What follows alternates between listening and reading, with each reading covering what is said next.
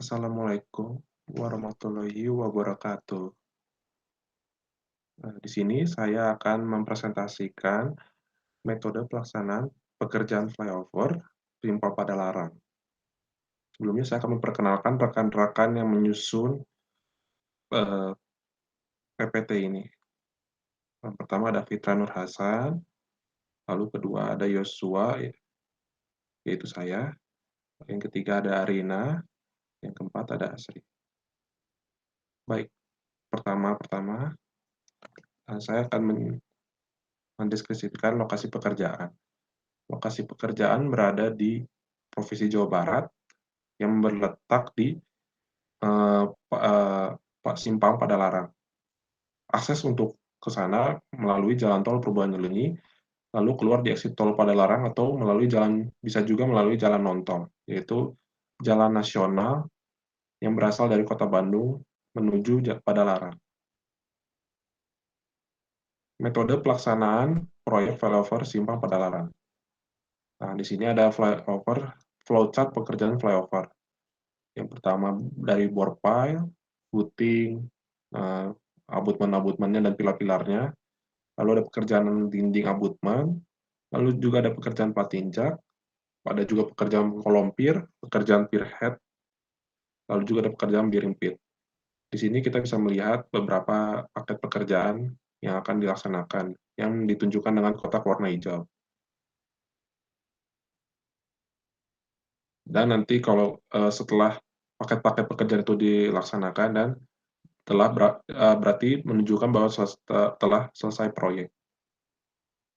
Ini juga ada pekerjaan flyover-nya. Yang pertama juga dilakukan pekerjaan balok girder, lalu pekerjaan struktur slab, lalu yang ketiga ada pekerjaan bentol sandaran dan kanstin, yang keempat ada pekerjaan saluran drainase, yang kelima ada pekerjaan pengaspalan, yang keenam ada pekerjaan expansion joint, yang ketujuh ada pekerjaan rambu dan marka, yang ke-9 ada pekerjaan PJU atau penerangan jalan umum.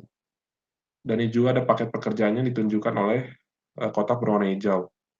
Dan jika sudah dilaksanakan semuanya, berarti menandakan pekerjaan tersebut sudah selesai. Nah, selanjutnya di sini ada contoh pekerjaan bore pile. Pekerjaan bore pile ini adalah proses untuk membuat pondasi bor, di mana bahan utamanya itu adalah coran beton. Dan yang pertama itu kita mobilisasi alat berat. Lalu yang kedua ada proses pengeboran dan install casing sementara. Lalu yang ketiga kita bersihkan lubang pengeboran. Yang keempat kita pasang tulangan baja sebagai cetakannya, sebagai bahan pengisinya. Lalu yang kelima kita cor betonnya. Lalu keenam kita cabut casing sementara tersebut. Dan setelah beton terisi penuh, kita merawat beton berkala. Lalu di sini juga ada pekerjaan footing. Pekerjaan footing pertama kita lakukan staking out titik, kita tentukan titik-titiknya. Yang kedua kita gali struktur. Lalu yang ketiga kita potong kepala bore pile yang ada. Lalu keempat kita melakukan perawatan bore pile, kepala bore pile-nya. Yang kelima kita melakukan tulangan footing. Yang keenam kita memasang backisting-nya. Lalu ketujuh kita lakukan pekerjaan footing, dan ke-8 baru kita merawat beton yang sudah dicor. Lalu juga ini ada struktur abutmen, di mana abutmen sebagai kepala jembatan. Yang pertama yang sudah pasti kita pasang dulu tulangannya, lalu kita pasang backisting-nya. Setelah terpasang tulangan dan backisting, baru kita cor betonnya. Lalu setelah itu kita melakukan pembesian atau head wall dan back wall. Lalu setelah dipasang head wall dan back wall, baru kita lakukan pengecoran terhadap head wall dan back wall tersebut. Dan selanjutnya ada pekerjaan kolom dan pilar. Kolom pilar. Yang pertama kita lakukan pembesian kolom. Yang kedua kita pasang backisting untuk menegakkan pilar tersebut. Dan di sini yang kita lihat pada contoh ketiga ini ada contoh pemasangan backistingnya dari sisi sampingnya. Lalu yang keempat, kita melakukan pengecoran kolom tahap satu. Tahap satu itu mungkin baru seperempatnya, baru tahap 2 itu udah 3/4 dari tinggi pilarnya. Lalu setelah pengecoran selesai, baru kita rawat corannya tersebut.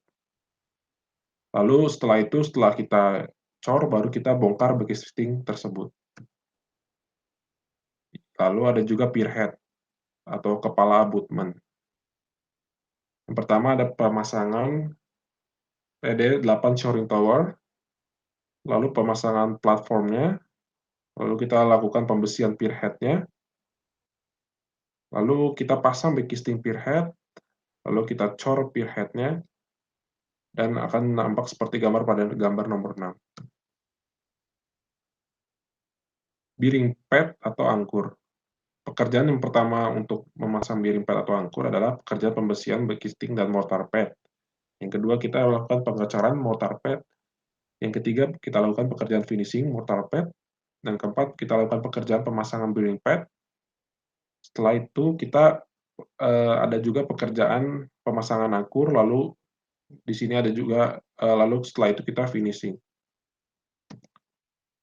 Lalu setelah itu, ada juga erection balok girder. Di sini ada 2 tahap yang dilakukan. Kita lihat dulu dari abutment 1 baru ke pilar 1, pilar 2, pilar 3, baru tahap 2 itu ada pilar 4, pilar 5 baru ke abutment 2. Di sini ada beberapa keterangan untuk tentang pemasangan erection balok girder. Kondisi lahan di sisi saat abutment 1 sampai pilar 2 yang sempit, maka digunakan metode launching girder. Untuk pengerjaan launching girder, maka dilakukan extension untuk span pilar 5 dan sampai abutment 2 dahulu. Kemudian dilanjutkan dengan span abutment 1 sampai pilar 1. Girder yang sudah di-stressing di pabrik diangkut menggunakan dugi dan diangkat menuju operate barat. Dalam penempatan di stroller langsung dibantu dengan menggunakan crane. Lalu juga di sini ada pemasangan diafragma dan deck slab. Pemasangan diafragma itu kita lakukan pertama dengan stack girder, lalu kita install setting diafragmanya tersebut.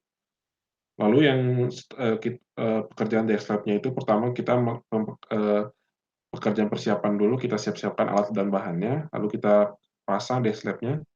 Lalu setelah itu kita pasang deck slab dan satu pan selesai. Lalu di sini ada pekerjaan plat lantai sebagai lantai kendaraan. Pertama kita pasang besi plat lantainya, lalu setelah pasang kita pasang bekisting plat lantai. Kita cek apakah bekistingnya bagus atau bekistingnya sesuai dengan ukuran yang telah diukur. Jika tidak, maka dilakukan backcasting ulang.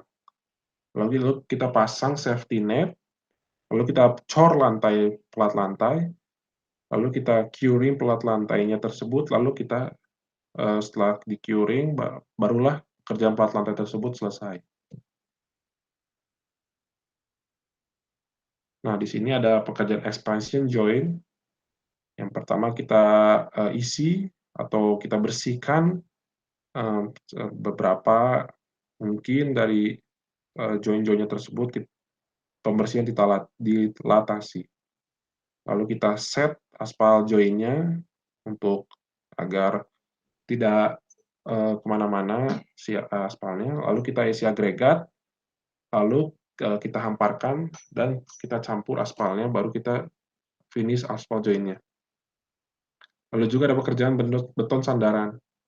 Pertama kita lakukan pembersihan beton sandaran. Lalu yang kedua kita lalu melakukan pemasangan bekisting beton sandaran tersebut kita pasang. Lalu kita cor beton sandaran tersebut. Dan seperti biasa kita lakukan curing beton sandaran. Lalu setelah itu kita finish pekerjaan beton sandaran tersebut. Di sini juga ada flexible pavement. Flexible pavement, pertama kita lakukan stacking out. Yang kedua kita persiapkan di asphalt mixing plant. Dan yang ketiga kita melakukan semprot prime coat. Penyemprotan prime coat ini untuk merekatkan antara lapisan tanah dasar dengan lapisan aspal yang akan kita hamparkan. Lalu di sini juga pekerjaan ACBC atau Asphalt Bearing Course.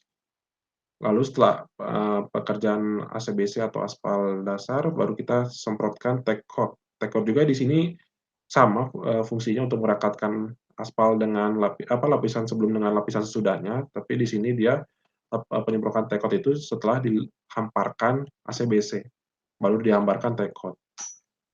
Lalu di sini juga ada penggelaran material ACWC, di mana ini lapisan permukaan dari aspal. Lalu dilakukan pemadatan ACWC. Pemadatan itu biasanya bisa dilakukan oleh alat berat PTR dan tandem Laurel. Dan ini ada contoh sequence pekerjaan fleksibel pavement-nya, di mana nanti dari dump truck disalurkan melalui ke aspal finisher, lalu dari aspal finisher dihamparkan begitu, lalu oleh tandem loader diratakan, lalu juga ada alat PTR pneumatic roller, dan ini ada spek-speknya tertentu untuk berapa kali lintasan dalam memadatkan aspal tersebut.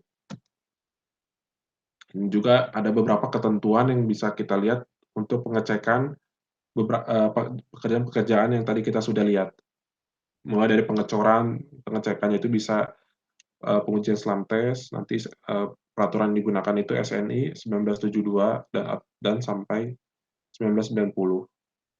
Lalu juga ada pekerjaan bore pile, yang dicek itu kondisi tanahnya, dan kita melihat klasifikasi tanahnya. Footing juga kita cek elevasinya, di sini ada spek umum Bina Marga 2018. Lalu kita cek juga kelurusan dan dimensi, kita sesuaikan dengan direksi pekerjaan, lalu kita lihat expansion joint, pengecekan kepadatan, kita sesuaikan dengan PDT 13/2005B. Di sini juga ada pekerjaan beton sandaran, yang kita cek itu jumlah tulangan pada sandaran, dan yang pedoman yang digunakan SNI 3 1725 tahun 1989. Lalu juga ada pekerjaan backisting, pedoman yang digunakan itu spesifikasi umum tahun 2018 revisi 3 divisi 7.5. Lalu juga ada pengecekan pekerjaan fleksibel pavement atau pekerjaan pekerasan luntur, yang dicek itu suhu aspal sebelum dimasukkan ke alat penghampar. Di sini kita cek itu temperatur aspal menggunakan pedoman spesifikasi umum 2018 revisi 3. Lalu juga ada pengecekan kepadatan hasil penghamparan. SNI yang digunakan SNI 3 6757 tahun 2002. Lalu juga ada pengujian kerataan dan kepadatan. Pengecekan kepadatan dan kerataan. Ini juga diatur dalam SNI 3 3426 tahun 1994. Di sini juga ada ketentuan-ketentuan yang bisa teman-teman lihat. Mungkin itu saja dari saya. Terima kasih sebelum perhatiannya. Assalamualaikum warahmatullahi wabarakatuh.